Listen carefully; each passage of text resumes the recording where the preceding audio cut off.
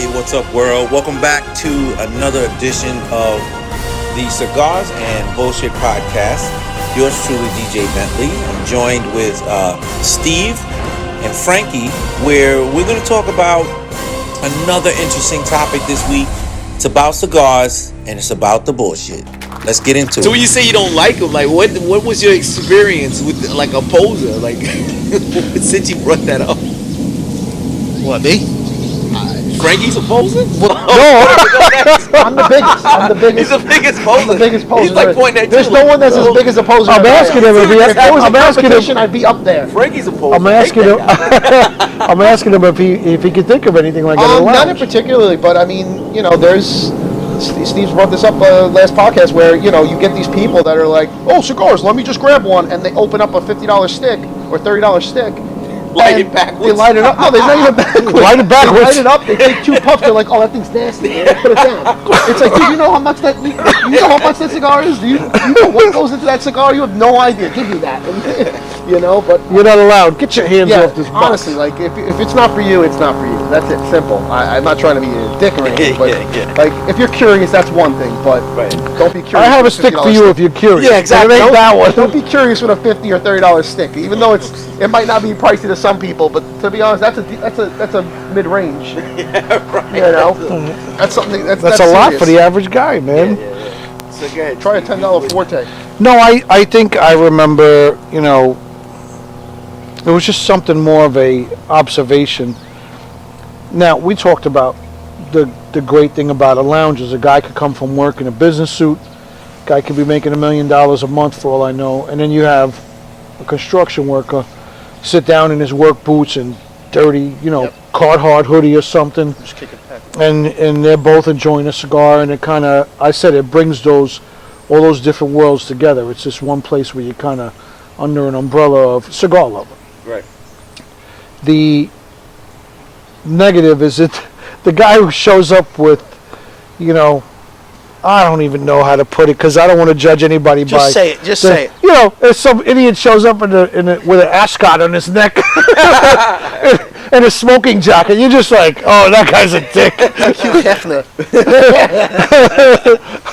You know, I don't know, man, but no, I have witnessed a couple of guys walk in, you know, dressed snazzy, young, think that this shit don't stink, but then I'm standing in the humidor trying to pick something out, and they're like, oh, what do we do? What do we do? And it's just like, oh, you're faking the front, and you're doing a terrible job, you know. Yeah, what are you getting? Oh, I don't know. They like huddled together like. An acid.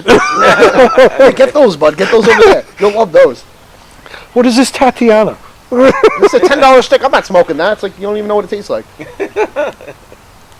I don't want to harp on anybody for, because listen, you know, again, we'll state for the record for our crowd, we're not by any means aficionados with this whole thing, but it's just something that we found we love and enjoy, and the camaraderie that goes with it, you know.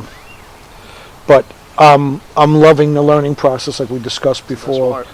So I'll have anything from a $6 stick to a $60 stick, and I'm not judging either one by the price. I'm just going to say, do I like it or not? You know. Yeah.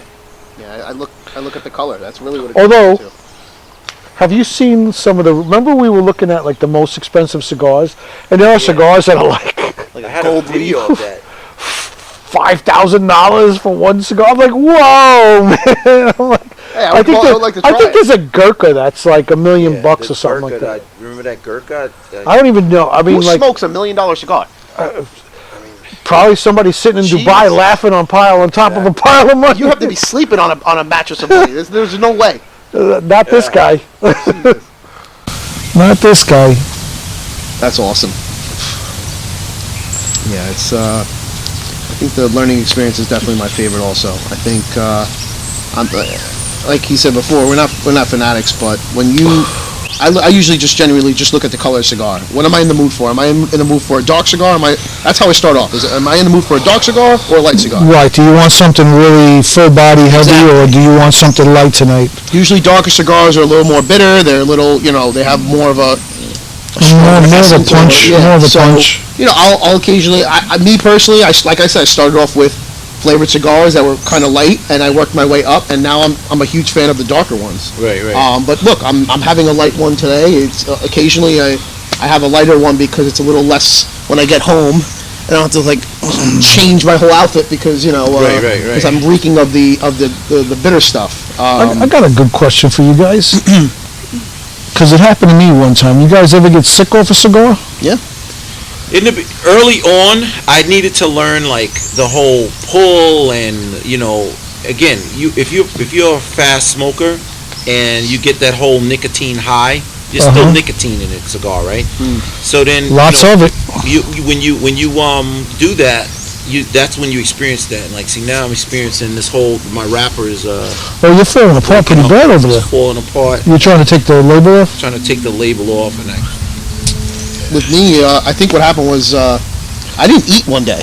We went to the lounge. I didn't that eat. Depends. I didn't drink. If you're eating, look at this. I just ruined this whole thing. Yeah. And what happened was I think I had a Godfather. I actually left early. We went to the lounge that day. I left early because I wasn't feeling well. I had a Godfather, and then right after I had something else. And right then and there, I was so dizzy. I got home, wasn't feeling well. It hit me until the next day. I still wasn't feeling well, but then I got some electrolytes in my body. I got hydrated. I ate. I felt a little bit better. But yeah, that's something you need to keep an eye on when you're. Yeah, I mean, smoking a cigar, and if you're inhaling too much, and if you're going too fast, and if you're yada yada yada, it's like if you go too fast, you could do that to yourself. Sick, I had it happen, and the funny thing was, I've had the cigar again. Because I had bought like a 5-pack to try them out. It was an Alec Bradley. It was the Magic Toast. Okay. Really nice dark cigar, well rolled, and it was highly rated, I believe, on like one of the rating charts. I don't remember which it was, but I read reviews. It got some really good reviews. I had it, but the night I had it, I think I didn't have anything to eat. I was out here by myself. Just chilling out with my dog, and I think I was waiting for my wife to make dinner. She was making dinner. She said, it's gonna be late tonight. So I said, I'll have my cigar first, then I'll have dinner. So I banged that cigar out kind of quick, because I knew dinner was gonna be ready in like an hour. And then I stood up, and I was like, whew, I felt like a little dizzy. Yep. And I said, let me sit back down for a minute. And I sat here for like 10 more minutes, and I was fine, but that was the first time I got hit like that. But I think it was because I was trying to speed smoke it in a hurry to get to dinner. And for me, that's also what I learned about me is the darker the cigar. That's why I only stick with mid. I like mid to light. If I go, I'm gonna take maybe 3 hours to smoke a really dark, that heavier cigar. That makes sense. No, that's what I'll do, because I won't. But I'll take my time, because I feel for me, my system, it's a stronger. More. It hits you a little easier. It hits me a little, so then I take my time with that one. But I also noticed, this is an observation, you smoke a lot of longer cigars. You're always having like a Toro or whatever. And I kind of tend to, I have a million big cigars, but I found that I prefer like a Robusto because, like we talked about the last podcast, I smoke a little slower. Right. And a Robusto, I'm usually probably, if a stick is supposed to be an hour or 45 minutes, add 15 minutes for me, because I take my time. Right. Yeah, I like the longer cigars because of that fact. I feel I can enjoy it better, but it's got to be a mid to a mild cigar. I go with a Toro, and it's I'm gonna probably be stumbling out of there like, what the hell, I had the Indonesian Bull, which I believe is an LFD. That's a big stick. It's like a Solomon.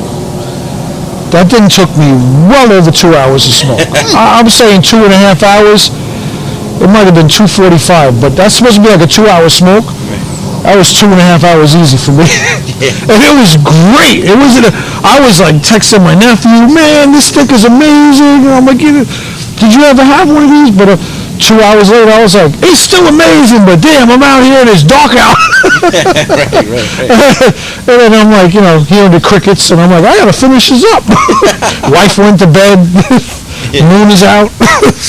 That's funny. Yeah. I think my longest smoke had to be at least an hour and a half. And I'm a fairly, I would consider myself a fast smoker. I am. An hour and a half. But you're a very fast smoker. I think that the reason why is because I was saying it in the last podcast. I like to just take a little drag of it just to keep it lit. So I'll do a drag here, and then I'll let it sit for a second, and then I'll take a huge drag, and then just let it sit for a little bit. That way, you know. So you're sometimes puffing just to maintain. Yeah. Well, it's nothing more of a pain in the ass when your cigar keeps going out. That could do with a lot of different elements. Right. That could be the weather you're smoking in, how the cigar is built and maintained, and you know. Let's talk about different cigar types, like same tobacco blend, but depending upon how it's been rolled, how different they are. Like anything from a Gordo to like a Lancero. Yeah. I happen to like Lanceros. Sounds are good. Yeah. The thinner so you know what? Because technically, I don't remember all of the names. You know. Okay. But if you say a Lancero, I know you're talking about a thinner, the long, skinny one, like a Twizzler. You know, like yes, really thin, really long. The reason I like those, someone tipped me off to the reason why. It was something I never paid attention to, but I remember looking at buying. I believe it was a Southern Draw, and it was a Rosa Sharon. And the guy said to me, sometimes to take a step back, I'll see something, I'll read a review, and I'll take a snapshot of it, save it in my phone, and say, I want to have this. And when I went, he had like 4 different cuts. I'll call it cuts. I don't know what you refer to them as, but he had like a Toro, and this one and that one, a Robusto, and he had the Lancero. So I said to him, the write-up I read about was a Lancero. And he goes, you want that? And he goes, because he said, all of them are made with the same tobacco.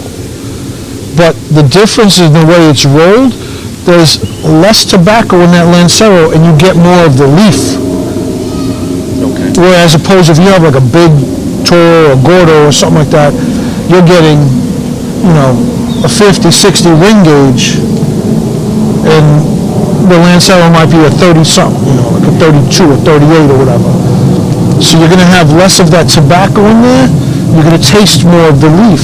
Right. And he said something about the way that one was rolled, the Lancero just tasted better. Right. If you have the other cut, you're going to get heavy pepper or something like that. Right. So I bought the Lancero, and it was really good. So then to test that theory, or what he explained to me, I also bought a Toro. Right. And I did like the Lancero better. Yeah, I tend to only probably smoke more Toros. I have a couple of Robustos in my humidor.